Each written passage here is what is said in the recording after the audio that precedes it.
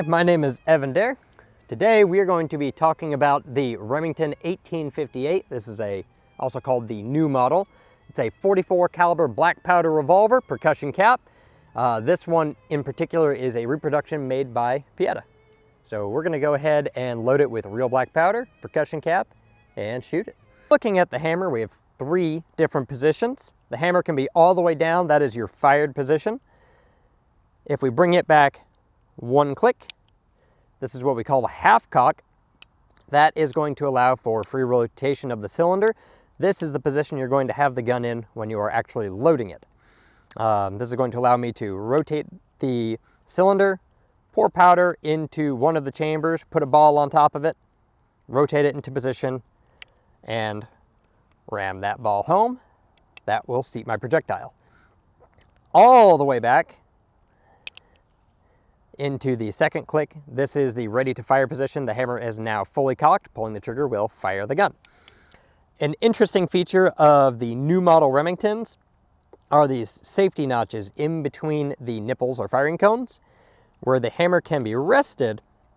And what this allows for is, by the day's standards, safe carry of a fully loaded handgun. So 2 other important features talking about the Remingtons that set it apart from the Colts, their direct competitor. First is the solid top strap over the cylinder. Every modern revolver now uses this design. It's simply a significantly stronger design. However, the Remington is also somewhat famous for being able to remove the cylinder relatively easily compared to its competitive design, the Colt. Roll down your loading lever, pull the arbor pin, set the hammer to half cock, and you can remove the cylinder completely.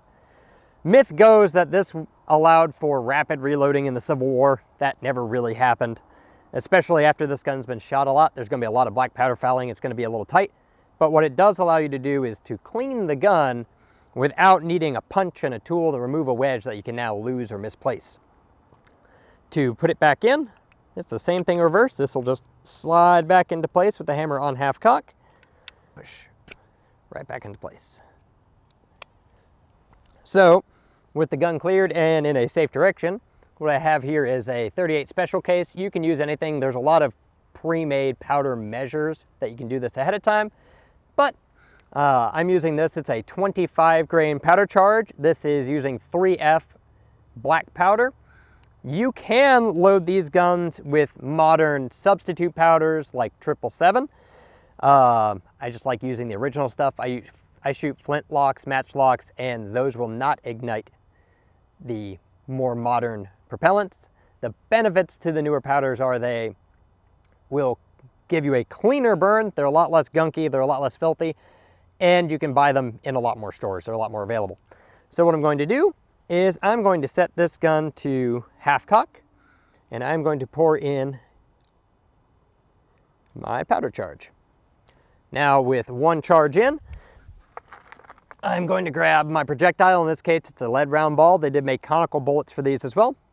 And I'm going to place that on top of the chamber I want to load in the cylinder. I'm now going to rotate that under the loading lever, unlock the wings, and pull her straight down. When this loads, what you should see is a lead ring pull off of that ball. This is a 44 caliber gun, but I'm actually loading it with .445 caliber balls. The reason for that is to prevent something we call chain fire. A chain fire is when the burning embers coming from one of the chambers ignites the powder charge in an adjacent chamber, which is not something you want to have happen. One of the ways we can prevent that is with a slightly oversized ball. It really seals up the cylinder. Some people do like to also put a layer of grease over the chamber mouth. That is optional. They did not do that back in the day. There is a belief that that helps prevent chain fires as well. Generally, in my experience, what that really helps with is prevent the black powder from gunking up. But it is not a necessary step. So now we're going to talk about capping the gun. That is putting essentially a primer, the old technology of a primer, onto the back of these cones here. These are either called firing cones or nipples. This is a capper. This is a tool designed to make this easier. This one's for rifle, so it doesn't quite fit. What we're going to do is we're going to take our cap. There's a little cutout right here, and I'm just going to put it right onto the nipple. When it's on, what I want to do is gently, do not hit this, it is shock sensitive, push it all the way on. If you have a little wooden rod, that works even better, and that will get that seated all the way onto the firing cone. What can happen is if this is not seated all the way, it can either fall off, in which case obviously the gun is not going to be able to fire intentionally. However, it might be able to catch a spark from another cylinder and you can chain fire that way. Or when the hammer falls on it, it'll simply squish it down instead of detonating it. So put it on, give it a little bit of a push, and you're good to go. So we're going to do this for all 6 of the chambers. Now, if I was not going to shoot this gun right away, or back in the day if I intended to carry it, what I would do is I'm going to fully cock the hammer, gently lower it down. So I'm going to hold the trigger and hold the hammer and rest it gently. Pull it back just a touch. And that will free up the cylinder so I can rest it now on the notch in between the chambers. And now the gun is ready to fire with all 6 rounds, but it is not resting on a percussion cap. So by the 1800 standards, we are drop safe, we are fully loaded, and we are ready to go. So now we're going to fire this gun. This particular specific revolver has a little bit of a stiff hammer to cock. It's also got a shorter grip. So I need to kind of choke up on it to get enough leverage on this hammer. I'm going to cock it all the way to full cock, and we will be ready to fire. Traditionally, these guns will be fired one-handed. For modern day purposes, you can run that with your support hand thumb. If you're right-handed, that'll be your left hand thumb. But I'm going to do this traditional style.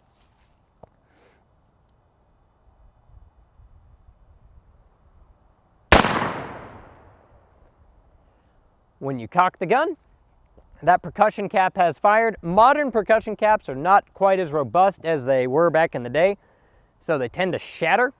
I'm going to angle the gun upwards and cock it so that this spent percussion cap falls out of the gun instead of back into it. And now we are ready to go again. As you cock it, make sure that your trigger finger is coming back out of the trigger guard.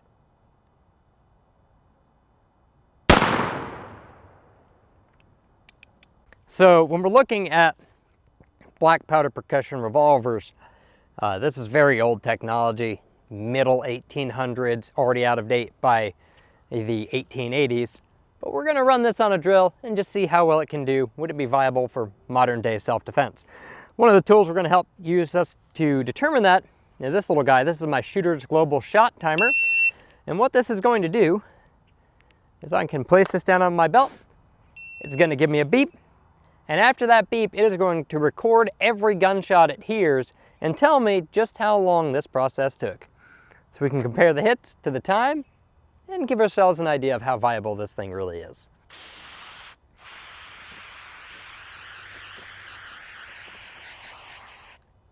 So the setup we have here is 3 steel plates.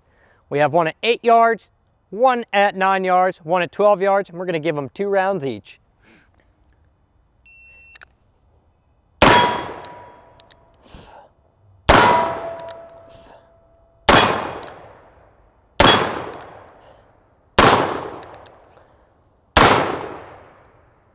All right, so we fired our 6 shots. We have 5 hits. These sights, I believe, were set up for 25 yards originally with a full powder charge. Shooting these reduced loads, it does shoot low. Didn't quite account for that properly, but we do have 5 hits. The time, the first shot was 177. Second shot happened at 444. Then we have 663, 835, 1013, and 1211 for all 6 shots fired. Okay, so now we're going to try this again with a modern handgun.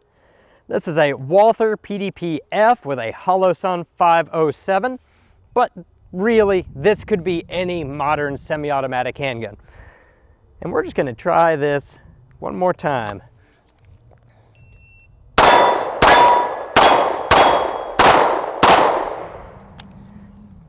All right. So this time, that happened in 4:08.